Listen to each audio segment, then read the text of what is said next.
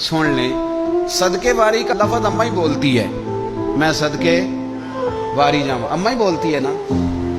लेकिन बाप के प्यार की ये शान है कि बाप का बस चले तो वो अपनी उम्र भी काट के अपनी औलाद के नाम लिख दिया करता। ये बाप का प्यार है। मैं हदीस सुना रहा हूं आपको, ये बाप की मोहब्बत का आलम है कि उसका बस चले तो उम्र काट के औलाद के खाते में दर्ज करा दे। कहां से लाओगे वो ज़ाविया?